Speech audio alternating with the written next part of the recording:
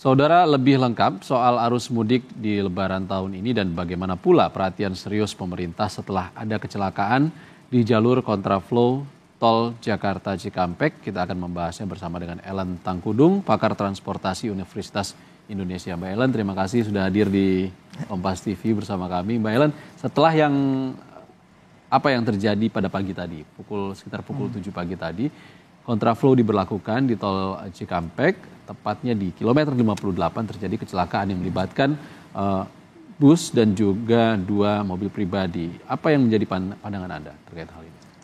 Ya, saya sendiri sih sebenarnya kurang setuju dengan kontraflow. Karena dari sisi safety itu sangat rendah di jalan tol lagi ya. Dan kemudian itu sebenarnya kontraflow kan adanya harusnya hanya di dalam kota. Atau jalan-jalan yang karena macet panjang ya di dalam kota. Tapi kalau sudah antar kota dan jaraknya panjang, itu memang safety-nya sangat rendah. Dan safety itu harusnya tidak perlu dibuktikan ya. Artinya secara teoritis memang safety, tetapi ya sekarang sudah terbukti bahwa dengan adanya kontraflow itu kecelakaannya fatal. Sampai meninggal dunia banyak, dan itu mungkin saja karena pengendara bukan yang sering lewat jalan itu. Kemudian memang jangan-jangan juga bukan pengemudi yang sering mengendarai kendaraan dengan jarak yang panjang seperti itu. Jadi memang harus konsentrasi sangat tinggi kalau di kontraflow. Nah, oleh karena itu saya sih mengharapkan tidak perlu ada lagi kontraflow, tetapi lebih baik satu arah. Kalau satu arah kan benar-benar seluruhnya menggunakan arah yang sama. Oke. Artinya tidak cukup hanya evaluasi kontraflow-nya saja, tapi kontraflow-nya sama sekali tidak digunakan. Kalau saya sih menyarankan itu. Sudah terbukti safety-nya sangat rendah. Ya, itu hanya orang ya, kalau kita bisa menasihatkan kalau lewat kontraflow harus sangat berhati-hati, harus sangat pelan-pelan seperti itu. Kan nasihat itu belum tentu sampai ke orang-orang pengemudi itu, apalagi mereka yang mungkin belum biasa dengan kontraflow. Mungkin kalau di Jakarta kita lebih biasa ya, karena ada kontraflow di jam-jam sibuk ya. Tetapi mungkin saja itu nggak pernah gitu lewat kontraflow. Gitu. Kalau kontraflow itu kan benar-benar kita harus pada jalurnya, tidak boleh meleng sama sekali, dan tidak boleh berhenti.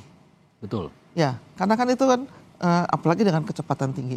Kalau saya sih sarannya nggak usah lagi pakai kontraflow. Oke, kalau tidak ada kontraflow lalu satu arah, apakah ini kan akan menimbulkan protes juga, Mbak Ellen, dari arah berlawanan nih, tidak mendapatkan porsi jalan karena diambil semua oleh dari arah Jakarta, misalnya dari Bandung ke Jakarta pada protes nih seperti Lebaran tahun lalu nih, gimana? Ya, kebetulan kontraflow diterapkannya di jalan tol Trans Jawa ya, di mana alternatif jalannya ada. Jadi ada jalan Pantura yang sejajar dengan jalan tol, itu bisa digunakan, dan diharapkan juga pengaturan kelola lalu lintas di jalan Pantura juga dilakukan. Artinya tidak boleh ada pasar tumpah misalnya. Jadi harus benar-benar itu diterapkan untuk arus mudik ini. Gitu. Jadi jangan hanya jalan tol, kan ini seakan-akan pusat perhatian hanya di jalan tol. Tapi jalan Pantura sebagai jalan alternatif itu juga harusnya diperhatikan dengan baik, karena tumpahan dari jalan tol juga akan ke situ juga gitu. Kalau penerapan kontraflow dihapus, lalu prioritasnya lebih kepada satu arah, bagaimana pengendara yang sudah berada di dalam tol yang kemudian nantinya ditutup gitu, seperti yang ramai di media sosial Mbak, tahun lalu itu banyak sekali yang dari arah Bandung menuju Jakarta harus berdiam di tol selama berjam-jam ini, dan mereka protes keras gitu. Ya, memang tidak bisa sewaktu-waktu seperti itu ya, harus diberitahu sebelumnya, dan sebenarnya kan bisa dihitung jaraknya. Jarak dan waktu ketika akan sampai di situ, sampai di yang one way itu memerlukan berapa lama dengan kecepatan berapa. Nah, dari hitungan itu bisa diberitahu di mana harus ada pemberitahuan bahwa akan terjadi one way. Dan sebelumnya ya memang sangat disarankan pengemudi mudik ini selalu mencari pengetahuan tentang lalu lintas lewat jalur-jalur medsos, lewat media dan sebagainya. Jadi jangan benar-benar nggak tahu apa-apa gitu. Itu satu. Tapi yang berikutnya adalah memang harus diberitahu sebelumnya. Walaupun udah pengumuman di mana-mana, tapi di jalan tol itu sendiri harus diberitahu sebelumnya bahwa jam sekian akan dilakukan one way itu gitu. Itu dengan perhitungan bisa. Oke. Kalau Mbak Ellen tidak setuju dengan kontraflow, lalu penerapan satu arah juga perlu sosialisasi yang sangat sangat rapih seperti itu ya Mbak Ellen. Apakah ada rekayasa lalu lintas lain untuk mengurai kepadatan di jalan tol? Ya, memang infrastruktur jalan tol, jalan, jembatan tidak dibangun untuk kapasitas mudik ya. Jadi memang kalau macet ya pastilah pasti bakal macet, asalkan macet itu dikelola ya. Dikelola artinya sudah direncanakan bagaimana cara pengelolaannya. Bagaimana caranya? Kalau bukan one way harus disosialisasi. Kontraflow saya sendiri tidak setuju dengan adanya kecelakaan itu ya, karena safety-nya sangat rendah. Bagaimana caranya? Nah, caranya memang harus ada pengelolaan yang terpadu antara setiap gerbang tol sehingga dapat diketahui arus yang paling, misalnya terjadi arus yang sangat tinggi, misalnya arus yang paling volumenya paling banyak gitu. Nah, dia akan nyampe di pintu tol tertentu kira-kira jam berapa. Nah, di situ mobile reader turun semua gitu misalnya. Jadi cepat itunya. Kan salah satu penyebab macet itu kan pintu tol. Nah, itu diinikan atau malah tidak dilakukan sama sekali perhentian di pintu tol itu misalnya. Oke. Dipercepat saja gitu. Itu salah satunya. Oke, Mbak Ellen, tahun ini kan sekitar 193 juta kalau kata pemerintah pemudik dan tiap tahun meningkat, termasuk pemudik yang menggunakan sepeda motor. Tidak hanya membawa barang bawaan yang besar-besar, kadang juga membawa anggota keluarga yang ada anak kecilnya di sana. Seperti apa Anda melihat ini? Apakah ini merupakan satu aktivitas mudik yang justru sebenarnya sebaiknya dihindari gitu? Apa solusinya? Itu dari bukan awal mudik ya, dari sejak lama kami yang pengamat transportasi yang memang benar-benar memperhatikan hal itu selalu mensarankan agar tidak menggunakan sepeda motor. Tapi tidak mungkin kan, karena sepeda motor itu kan bagian dari transportasi pada level tertentu, mayoritas, dan juga menunjukkan tingkat sosial tertentu gitu. Nah, oke, tidak mungkin, tapi yang harus diperhatikan adalah jagalah safety dari kendaraan itu, kemudian bagaimana supaya naik sepeda motor itu hanya satu penumpangnya. Dan barangnya ya memang sangat terbatas, namanya sepeda motor. Tidak boleh melebihi dimensi dari motor itu sendiri. Itu yang harus, dan kalau awal-awal dulu ya, itu polisi sangat memperhatikan itu. Jadi nggak boleh dan disuruh balik atau anak dan istrinya misalnya disuruh naik bus misalnya seperti itu. Tapi nggak tahu ya sekarang. Sekarang nggak ya? Sekarang kayaknya nggak deh. Oh gitu. Ya, saya juga nggak tahu ya. Tapi menolong dengan mudik-mudik gratis dengan bis juga itu menolong. Tapi saya lihat tetap saja yang naik sepeda motor tetap banyak. Ya paling tidak harus tegas polisi. Sekali lagi itu safety. Jadi safety itu istilah tidak perlu dibuktikan deh. Jangan itu gara-gara sepeda motor begini akhirnya Anda kecelakaan. Bukan begitu, tapi sebelumnya harus diberitahu bahwa itu nggak safe sama sekali. Baik ya, namanya juga kalau sepeda motor kan orang yang naik mesin ya. Kalau kita di mobil kan kita di dalam kendaraan dalam mesin ini kan butuh konsentrasi lebih tinggi untuk menjaga konsentrasi lebih tinggi dan apalagi kalau istilahnya mudik ya pasti istilahnya mudik itu kita kadang-kadang secara teori mengatakan di atas 50 km lah gitu. Kan ada juga sepeda motor yang hanya daerah situ saja, tapi ada cuma 50 km untuk bisa menganalisis kita menyebutnya seperti itu. Itu harus benar-benar siap gitu ya. Jadi harus ada istirahat, harus ada pengetahuan yang baik tentang jalan di situ. Gitu. Kondisi fisik dan juga mental konsentrasi yang prima sekali ya. Iya, Mbak betul. Ellen. Termasuk juga bagi para, kita kembali lagi ke pengguna jalan tol. Ya. Di Trans Jawa khususnya, dari Jakarta menuju timur Pulau Jawa. Kalau tadi Mbak Ellen bilang tidak setuju dengan kontraflow, tapi kan kalau kita melihat kondisinya saat ini, mudik sudah berjalan, tidak ada pilihan lain seperti itu Mbak. Karena kalau diberlakukan satu arah, nanti akan berimbas pada arah berlawanan, dan ini mungkin belum diantisipasi oleh pihak terkait. Apakah kontraflow diberlakukan? Solusinya apa? Apakah kecakapan pengemudi untuk dipastikan cakap betul, atau pengamanan di jalur yang diberlakukan kontraflow ini lebih diperketat lagi? Seperti apa Mbak? Saat ini kalau mempersiapkan pengemudi sudah terlambat. Artinya itu kan harusnya, dan apalagi kalau pengemudi-pengemudi pribadi seperti itu kan, bagaimana kita tahu bahwa mereka siap atau tidak? Bagaimana kita tahu bahwa mereka akan melewati kontraflow dengan kesiapan mental dan kesiapan pengetahuan, keterampilan mereka di jalan tol yang dengan kontraflow itu kan sudah terlambat menurut saya kalau baru mau disiapkan gitu ya. Jadi saya pada prinsipnya tetap lebih baik tidak kontraflow. Nah kalau soal one way itu memang kan sudah disiapkan juga oleh mereka, oleh stakeholders yang terkait. Itu sebenarnya sudah disiapkan juga, cuma memang kontraflow itu diberlakukan sebelum masuk one way kan. Jadi sebelum masuk one way dikontraflowkan dulu, jadi sudah terurai baru one way seperti itu. Tapi ya tetap saja terbukti gitu dari kecelakaan tadi bahwa ya kita belum tahu ya penyebabnya, apakah sopir yang ngantuk atau tidak, tetapi fatal lah, pasti fatalnya gitu. Iya, tentunya bagaimana penerapan kontraflow ini secakap mungkin harus dipastikan Mbak Ellen, karena sebelumnya sudah terbukti kontraflow ini sangat efektif soalnya untuk mengurai kemacetan di jalan tol. Saudara, tetaplah bersama kami di Breaking News Kompas TV terkait dengan pantauan arus mudik 1445 Hijriah yang akan kami lanjutkan usai jeda. Bersama dengan pakar transportasi Universitas Indonesia, Mbak Ellen Tangkudung.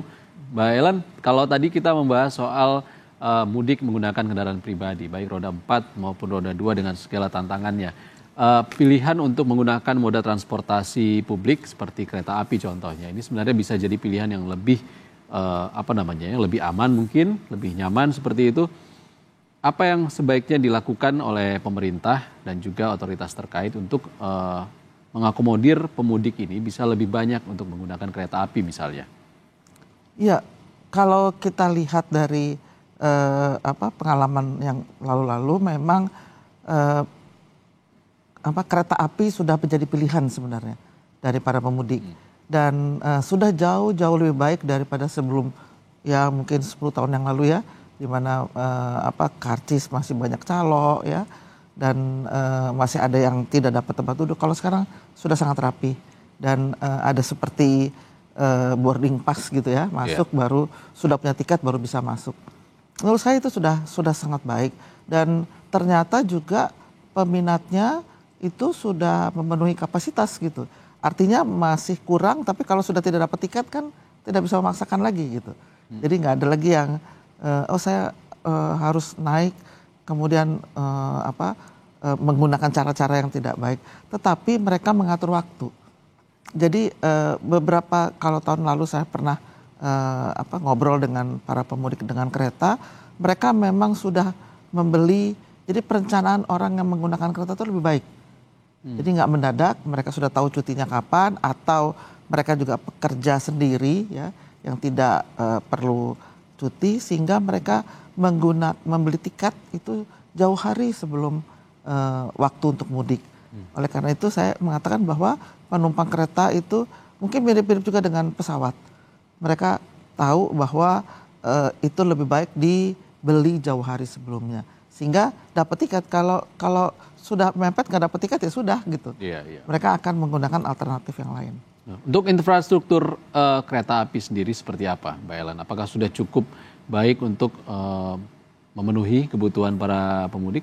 Ya, Maksudnya infrastruktur jalan relnya segala macam. Iya, sebenarnya ya itu saya katakan infrastrukturnya makin lama makin baik dan saat ini yang masih menjadi masalah itu adalah masih ada pintu-pintu kereta yang ilegal. Itu ada di luar kota ya pasti ya. Dan itu banyak digunakan oleh sepeda motor biasanya. Nah itu yang mungkin daerah harus memperhatikan supaya dengan frekuensi kereta yang sangat tinggi saat ini dan sudah double track ya, jadi tidak usah menunggu. Ya, tidak saling tunggu. Jalur itu boleh pengelolaannya sudah lebih baik dalam arti frekuensi. Ya permasalahannya justru bukan di keretanya sendiri tapi di persimpangan sebidang dengan jalan raya yang ilegal. Dan itu masih banyak ternyata di daerah-daerah dan rawan kecelakaan di situ gitu. Dengan frekuensi yang lebih tinggi ini memang itu yang sangat diperhatikan. Kalau dari sisi stasiun menurut saya sih sudah baik dan mereka sudah menerapkan penggunaan seperti boarding pass itu ya di stasiun-stasiun besar itu sudah baik. Mungkin yang perlu disiapkan lagi oleh Pemda daerah itu adalah supaya di setiap stasiun itu tersedia angkutan lanjutan. Jadi kereta itu kan bukan tujuan akhir. Macam shuttle. Shuttle atau ya kalau daerah-daerah tertentu yang di Jawa ini kan ada daerah-daerah yang memang penduduknya banyak yang merantau. Ya kalau sudah tahu begitu ya mereka bisa sekarang kan dengan WA Group bisa diinformasikan jam sekian nanti dijemputlah oleh Pemdanya. Kan nggak semua daerah di Jawa ini kan dilewati kereta, ya. Tetapi jalan raya, jalan kabupaten itu sudah bagus-bagus. Nah, bisa Pemda menyiapkan jemputan sehingga orang lebih tertarik lagi dengan kereta. Dia tidak bego di stasiun gitu ya, nggak tahu mau naik apa gitu. Nah, itu bisa disiapkan gitu dengan baik. Mbak Ellen, untuk mengundang masyarakat yang tadinya menggunakan kendaraan pribadi seperti mobil atau motor untuk lebih memilih kereta api misalnya. Ini kan butuh kapasitas yang lebih banyak dulu hingga nantinya orang-orang terakomodir seperti itu, Mbak. Ini apakah perlu penambahan armada atau seperti apa sih? Ya sebenarnya untuk ya sekali lagi infrastruktur tidak dibangun hanya untuk mudik ya. Oke. Jadi memang dibangun untuk reguler, tetapi ketika mudik kalau di kereta itu bisa ditambah kereta-kereta tambahan. Itu bisa dilakukan tergantung dari kesibukan atau peaknya ini, dan itu bisa dipelajari dari tahun-tahun sebelumnya. Ya, tapi kan tiketnya tadi sudah diambil oleh orang-orang yang sudah punya jadwal jelas seperti itu. Ya. Oh maksudnya untuk memindahkan mereka yang tadi kendaraan pribadi. Ya tentu saja harus ada ya selalu sosialisasi dilakukan. Nah dan kereta itu bisa direncanakan dengan baik. Artinya ya tentu saja kita tahu kita sekarang bisa semuanya diinformasikan lewat media sosial dan itu bisa dikatakan bahwa oh kereta sudah habis tapi untuk tanggal sekian ada kereta tambahan. Misalnya seperti itu. Dan kalau memang informasi itu bisa disampaikan lewat media, lewat TV, lewat seperti Kompas TV atau di media-media lain sekarang cepat kok itunya. Blastingnya itu ya, sharingnya cepat sekali gitu. Iya. Jadi tapi ya tetap pengguna kereta itu biasanya bukan yang mendadak. Jadi mereka sudah itu sebelumnya. Jadi sekarang mungkin mereka bisa melihat oh kereta itu aman, kereta itu bisa dijemput, kereta itu tepat waktu. Salah satu yang ini kereta tepat waktu loh. Karena sampai sekarang kita masih melihat bahwa kereta frekuensinya jelas dan waktunya lebih tepat gitu. Iya. Ya, itu bisa yang sekarang masih mudik naik sepeda motor atau naik kendaraan pribadi bisa itu untuk tahun depan sana kereta aja lah gitu. Iya, tidak hanya kereta, kita juga sebenarnya punya kapal laut Mbak Ellen sebagai negara maritim. Kita lihat informasi selanjutnya saudara, kapal Pelni dari Kalimantan kembali membawa ribuan penumpang di Pelabuhan Nusantara Kota Parepare, Sulawesi Selatan. Peningkatan penumpang signifikan jelang Lebaran. Ribuan pemudik kembali tiba di Pelabuhan Nusantara, Kota Parepare, Sulawesi Selatan. Satu kapal Pelni membawa 1.293 penumpang dari Kalimantan dan juga Malaysia. Satu kapal swasta telah sandar membawa ribuan penumpang dari Samarinda. Sementara itu untuk mengangkut pemudik dari Kalimantan ke Pelabuhan Parepare dan sebaliknya, Pelni menyiapkan 6 kapal.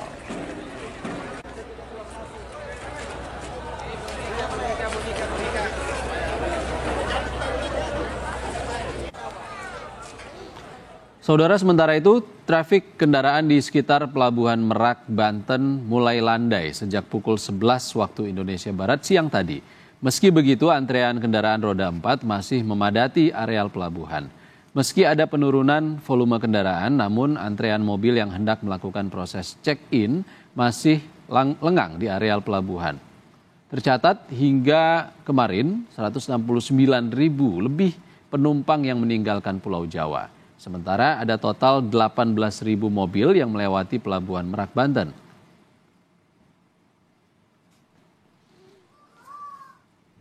Sementara itu, 2 hari jelang Lebaran, antrean pemudik motor masih ramai di Pelabuhan PT Pelindo Ciwandan, Kota Cilegon, Banten. Para pemudik motor tujuan Pulau Sumatera itu dengan tertib menunggu giliran untuk masuk ke dalam kapal yang menyeberangi perairan Selat Sunda. Kepadatan kendaraan pemudik motor mengalami penurunan jumlah pemudik motor lantaran sudah terjadi pada hari Sabtu dan Minggu kemarin.